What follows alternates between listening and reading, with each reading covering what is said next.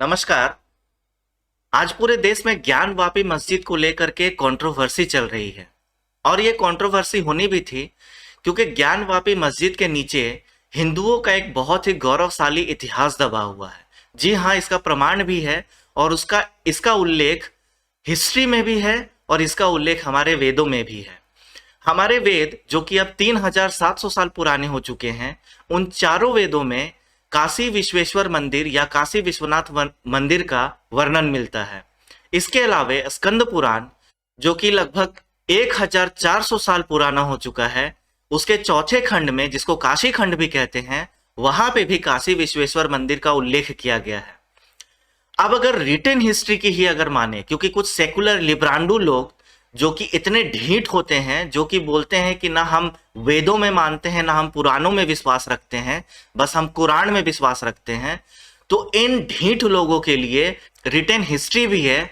When Tsang जो कि China के पिलग्रिम थे और नालंदा यूनिवर्सिटी में पढ़ने आए थे, उन्होंने अपने भारत की यात्रा में लिखा है कि काशी में भगवान शिव का एक भव्य मंदिर है जिसको कि काशी विश्वनाथ मंदिर कह के बुलाया जाता है। और ये भी माना जाता है कि वो जो मंदिर जिसका वर्णन हुएन त्सांग 635 सी में करते हैं, वो 500 सी में वैन्यगुप्त ने 500 सी में ही बना दिया था। तो लिखित हिस्ट्री के भी हिसाब से, जिसका कि प्रूफ रिटेन में है, उसके भी हिसाब से हमारा काशी विश्वेश्वर मंदिर 1500 साल पुराना है। और कुरान का उम्र कितना है? 1400 साल। यानी कुरान से पहले भी अगर कुछ एग्जिस्ट करता था तो हमारा काशी विश्वनाथ मंदिर जरूर एग्जिस्ट करता था। वैसे तो ये मंदिर 3700 साल पहले से ही एग्जिस्ट करता था, क्योंकि हम वेदों में बिलीव करते हैं, हम इतने लिब्रांडू नहीं है भाई। पर अब इसके काशी विश्वनाथ मंदिर के डिस्ट्रक्शन की या विध्वंस की अगर हम गाथा पढ़े तो ये बहुत ही दुखद है। लिखित हिस्ट्री के हिसाब से अगर माने तो वैन्यगुप्त ने इसको 500 सी में बनाया। उसके बाद 1194 में कुतुबुद्दीन ऐबक आया और उसने सबसे पहला डिस्ट्रक्शन किया काशी विश्वनाथ मंदिर का। उसके लगभग 50 साल के बाद गुजरात के एक व्यवसायी ने लगभग 1250 में काशी विश्वनाथ मंदिर को फिर से बनाया। उसके लगभग 200 साल बाद 1450 में इब्राहिम लोदी आया और उसने फिर से इस मंदिर को तबाह कर दिया।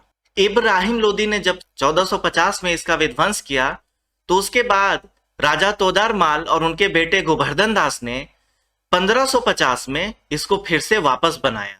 फिर 1669 में औरंगजेब ने एक आखिरी बार काशी विश्वनाथ मंदिर का विध्वंस किया और उस जमीन पे उसी मंदिर के टुकड़ों से बनाया ज्ञानवापी मस्जिद। और 1776 तक हमारे पास काशी विश्वनाथ का मंदिर नहीं था। 1669 से लेकर 1776 तक काशी विश्वनाथ मंदिर नहीं था। 1776 में मराठा महारानी अहिल्याबाई होलकर ने फिर से काशी विश्वनाथ मंदिर का निर्माण कराया और जो मंदिर आज आप देखते हैं वो वही महारानी अहिल्याबाई होलकर का बनाया हुआ है। तो इसका मतलब है जो हमारा पौराणिक, जो हमारा पुरातन सनातनी मंदिर था, वो एक्चुअली में अब है ही नहीं। उस मंदिर को दबा रखा है ज्ञानवापी मस्जिद के इमारत ने। पर मस्जिद के एक तरफ की वो मंदिर की दीवार आज भी अपने गौरवशाली इतिहास को बयान करती है और उसको देख करके ही लोग कहते हैं और इस बात को मानते हैं कि हाँ, यहाँ पे एक मंदिर हुआ करता था जिसको तबाह बर्बाद करके आज ये मस्जिद खड़ा किया गया है। खैर, ये तो था इस मंदिर का इतिहास।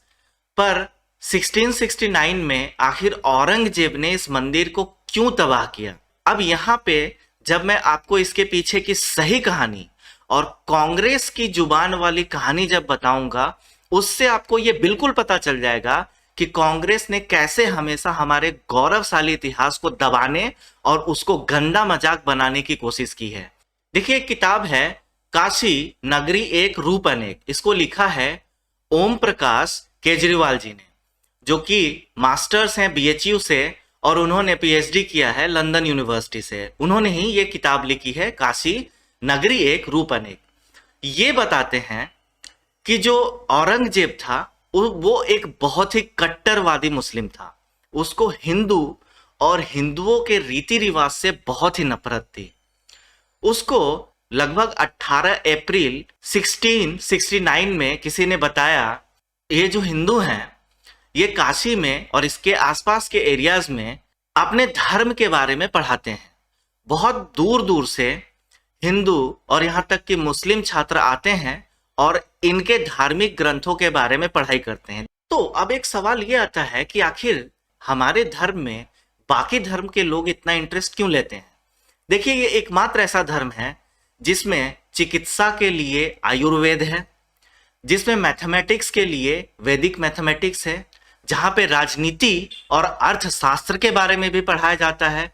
तो ऑब्वियस सी बात है, ये सिर्फ धर्म नहीं है, ये अपने आप में पूरा साइंस है, पूरी ह्यूमैनिटी है। तो जाहिर सी बात है, अगर किसी शिक्षा से इंसान का अगर जीवन सरल और अच्छा होता है तो लोग उसको पढ़ना चाहेंगे। पर क्योंकि औरंगजेब एक बहुत ही कट्टरवादी मुस्लिम था, उसको ये बात अच्छी नहीं लगी और उसने इस बात का आदेश दिया कि जा करके इस नगरी को तबाह कर दी जाए और वहां पे हिंदू धर्म से जुड़े हुए जितने भी संस्थान हैं उनको बर्बाद कर दिया जाए।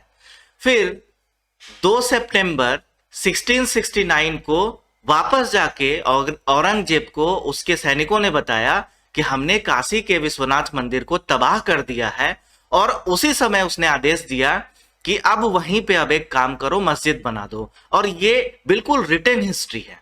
अगर आप ओम प्रकाश जी की किताब को अगर उठा करके पढ़ेंगे तो आपको ये वर्णन वहां पे बहुत अच्छे से दिखाई देगा। तो आपको ये रियल स्टोरी पता चला कि औरंगजेब को ये बात अच्छी नहीं लगी कि हिंदू और मुस्लिम्स इनके छात्र आते हैं काशी में आकर के, हिंदू के जो धार्मिक ग्रंथ है, जो धर्म के बारे में पढ़ाई की जाती है, वो उसको अच्छा नहीं लगा और उसने इस बात से नाराज होकर के हमारे काशी विश्वनाथ मंदिर को तबाह कर दिया।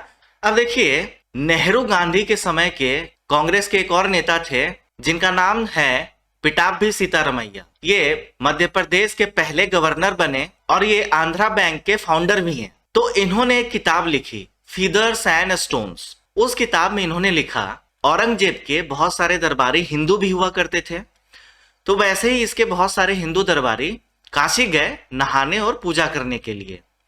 उसी में कच्छ की महारानी भी गई। अब जब सारे लोग वहां पे स्नान करके पूजा पाठ करके वापस आ गए तो उन्होंने देखा कि कच्छ की महारानी नहीं मिल रही हैं। जब इस बात को गंभीरता से जांच की गई तो पता चला कि वहां यानी कि काशी में एक 2 मंजिला कोई मंदिर है, उसमें एक तहखाना है जो अंदर से बंद था, और जब उसको तोड़ा गया तो उसके अंदर कच्छ की महारानी डरी सहमी हुई पाई गई। जब उनसे पूछा गया कि आप यहाँ पे कैसे पहुंची, तो उन्होंने बताया कि इस मंदिर के महंतों ने मुझको यहाँ पे एक रिचुअल करने के बहाने बुलाया और मेरे जितने वस्त्र आभूषण थे सब मुझसे लूट लिए।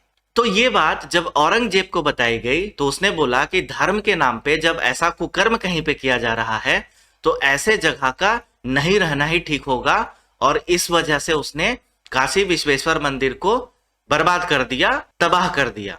और उसके बाद उनका कहना है कि कच्छ के महारानी ने बोला कि मंदिर के जगह पे अगर मस्जिद बना दिया जाए तो ये बहुत ही सुंदर होगा।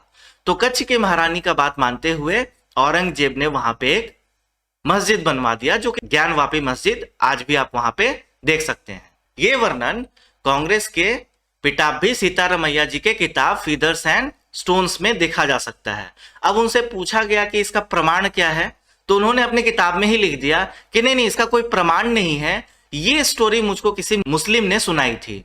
अरे भाई, अगर सुनकर के ही बातों को विश्वास करना है तो हमारे वेदों में तो लिखा गया है, लिखित को मान लो ना, सिर्फ सुने हुए को मान सकते हुए लिखे हुए को नहीं मान सकते। मतलब हिपोक्रेसी की ना जो दोगलेपन की जो होती है ना, मतलब लिमिट नहीं है कांग्रेस में भाई साहब। यही इसी बात का वर्णन जब ओम प्रकाश केजरीवाल जी करते हैं तो बोलते हैं ये एक शर्मनाक झूठ है और ऐसा कुछ भी नहीं हुआ था, बल्कि औरंगजेब ने सिर्फ कट्टरता के लिए, अपने धर्म को महान बनाने के लिए हमारे काशी विश्वनाथ मंदिर का विध्वंस किया था। और ये आप उनकी किताब में बिल्कुल सही तरीके से पढ़ सकते हैं। खैर, ये तो था कांग्रेस का दोगलापन और ये तो थी हमारे काशी विश्वेश्वर या फिर काशी विश्वनाथ मंदिर की पौराणिक और ऐतिहासिक रिटेन हिस्ट्री जो है वो मैंने आपको बताया। अब देखिए, रिसेंटली जो भी सर्वे हुआ है उस सर्वे को जो मुस्लिम पक्ष है वो ये कह करके ठुकराना चाहते हैं कि नहीं, प्लेस ऑफ वर्शिप एक्ट 1991 जो है उसके तहत जो करंट सर्वे किया गया है और जितने भी करंट पिटीशन ज्ञानवापी मंदिर के खिलाफ दायर किए गए हैं वो सब इलीगल है। तो अब ये जानना जरूरी है कि आखिर ये 1991 प्लेस ऑफ वर्शिप एक्ट आया कैसे और ये एक्ट कहता क्या है। देखिए, 1991 में लोकसभा का इलेक्शन होना था। कांग्रेस एक ऐसी पार्टी है जो कि माइनॉरिटीज को अपीज करने के लिए किसी लिमिट तक जा सकती है और वो किसी को भी सरेआम बीच बाजार में बेच सकती है। माइनॉरिटीज के लिए अगर उनको किसी और को भी, किसी के हिस्ट्री को भी सेक्रीफाइस करना पड़े वो बड़े आराम से कर देगी। उन्होंने किया भी है, ये इतिहास आपको पढ़ के पता चल जाएगा। तो उन्होंने अपने मैनिफेस्टो में लिखा कि अगर हम इलेक्शन जीते तो हम जितने भी प्लेस ऑफ वर्शिप हैं उनको प्रोटेक्ट करने के लिए एक एक्ट लेकर के आएंगे। हमें इसकी जरूरत नहीं थी क्योंकि हमने किसी का तोड़ा नहीं था, उन लोगों को जरूरत थी, उन लोगों ने बहुत जम के वोट किया। हमारे अपने धर्म से मूर्ख लोगों ने वोट किया, आज भी करते हैं, ठीक है। और उसके बाद पीवी नरसिम्हा राव की सरकार 1991 में बनी। उसी साल अगस्त में इस बिल को पार्लियामेंट में लाया गया, वहां पे पास किया गया और 11 जुलाई 1991 के टाइमलाइन के हिसाब से इसको लागू कर दिया गया। यह बिल कहता है कि 15 अगस्त 1947 यानी हम जिस दिन आजाद घोषित हुए थे उस दिन तक अगर कोई भी एक प्लेस ऑफ वर्शिप एग्जिस्ट करता है तो उसका कन्वर्जन किसी और धर्म के प्लेस ऑफ वर्शिप और या फिर उसका ऑल्टरेशन अकॉर्डिंग टू कोई और दूसरा कास्ट या रिलीजन के हिसाब से करना इलीगल होगा। इसको सिंपली ऐसे समझ सकते हैं कि अगर कोई एक इमारत जो कि रिलीजियस कैरेक्टर का है 15 अगस्त 1947 को एग्जिस्ट करता था तो उसका जो भी नेचर और जो भी धर्म उस दिन था वही अब रहेगा, उसमें किसी तरह का चेंज या ऑल्टरेशन इलीगल हो गया। और अगर कोई इस तरह के करने की कोशिश करता है या चेष्टा करता है या ऐसी गतिविधि में शामिल होता है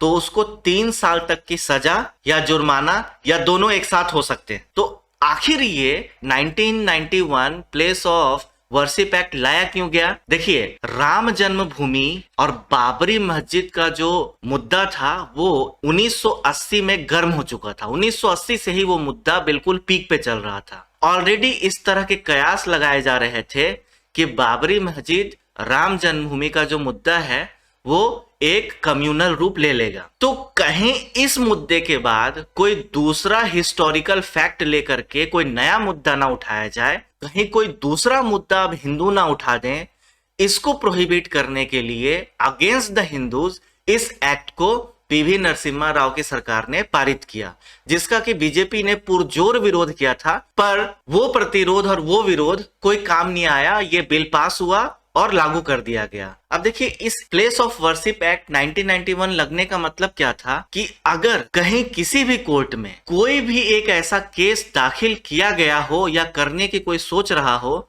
जो कि हमारे हिस्ट्री से रिलेटेड एक प्लेस को कंट्रोवर्शियल बताता है और बताता है कि उस जगह को तोड़ करके या ऑल्टर करके दूसरे धर्म में कन्वर्ट किया गया है, तो इस तरह के केसेस अब नहीं लिए जाएंगे। ये अपने आप में एक षड्यंत्र था। क्यों? क्योंकि देखिए, हमें आजादी मिली 15 अगस्त 1947 को। उससे पहले तक हमारे इतिहास को जो बिगाड़ा गया था, हमारे धार्मिक स्थलों को जो बदला गया था, उसके लिए हम कुछ कर नहीं सकते थे। और इस एक्ट में आपने कह दिया कि 15 अगस्त 1947 तक अगर कोई भी रिलीजियस प्लेस एग्जिस्ट करता है तो उसमें कोई चेंजेस आप कर नहीं सकते। तो आपने तो हमारे गौरवशाली इतिहास को वापस लाने का कोई मतलब जरिया छोड़ा ही नहीं, आपने तो हाथ ही काट दिए हिंदुओं के। ठीक है, तो ये षड्यंत्र नहीं है तो और क्या है भाई? हम तो ये कहना चाहते हैं कि हमारा जो हजारों साल पुराना इतिहास रहा है, हम बस उसको वापस गौरवशाली बनाना चाहते हैं। हम ना किसी और की जमीन हड़पना चाहते हैं, ना ही किसी ने अगर नए तरीके से अपना कोई धार्मिक स्थल बनाया है उसमें हम जाकर के किसी तरह का खलल नहीं डालना चाहते। पर जो हमारा इतिहास रहा है, जो हमारे गौरवशाली स्ट्रक्चर्स रहे हैं, जो हमारे मंदिर रहे हैं, जिनका की उल्लेख हमारे पुराणों, हमारे वेदों में है, एटलीस्ट उसको वापस लाने की तो हम कोशिश करना चाहते थे। बट आपने तो मौका ही नहीं दिया, हमारे हाथ काट दिए। तो ये तो डेफिनेटली जो माइनॉरिटीज थी, स्पेशली जो मुस्लिम्स थे, खुल के बोलता हूं मैं, जो मुस्लिम्स थे, सिर्फ उनको खुश करने के लिए इन लोगों ने ये प्लेस ऑफ वर्शिप एक्ट 1991 पास किया था। क्योंकि जो सिख हैं, जो बुद्ध हैं, जो पारसीज हैं, जो जैन हैं, वो भी तो प्रताड़ित थे। उनके भी जो हिस्टोरिकल प्लेसेस थे उनको मुगलों ने और ब्रिटिशर्स ने धूल में मिला दिया था। तो ये भी तो चाहते थे कि अपने गौरवशाली इतिहास को वापस लाए। ठीक है, तो कहीं ना कहीं ये सिर्फ हिंदुओं का हाथ नहीं कटा, ये सिखों का भी हाथ कटा, ये बुद्ध लोगों का भी हाथ कटा, ये जैन का भी हाथ कटा, ये पारसीज का भी हाथ कटा। लेकिन इनमें से किसी की बात नहीं सुनी गई। ये सिर्फ मुसलमानों को अपीज करने के लिए ये एक्ट पास किया गया। ये एक साफ तौर पे बाकी सारे धार्मिक लोगों के खिलाफ एक षड्यंत्र था कांग्रेस का। खैर, इसी एक्ट में यह भी कहा गया कि बाबरी मस्जिद राम जन्मभूमि का ऑलरेडी एक बहुत बड़ा मुद्दा चल रहा है जो कि पीक पे है, उस पे ये एक्ट लागू नहीं होगा। इसीलिए कोर्ट ने ही उसका फैसला किया और उसमें इन्होंने और एक एक्सेप्शन भी दिया कि अगर कोई हिस्टोरिकल मॉन्यूमेंट या स्टैचू है या फिर ऐसा कोई भी आर्कियोलॉजिकल साइट है जो कि ancient monuments and archaeological sites and remains act 1958 के तहत अगर आता है, तो ऐसे किसी जगह पे प्लेस ऑफ वर्शिप एक्ट 1991 लागू नहीं होगा। अब ये जो ancient monuments and archaeological sites and remains act 1958 है, इसमें ऐसे भी बिल्डिंग्स और इमारत या फिर कोई भी जगह, कोई भी गुफा, किसी भी तरह का स्थल आता है जो कम से कम 100 साल पुराना हो।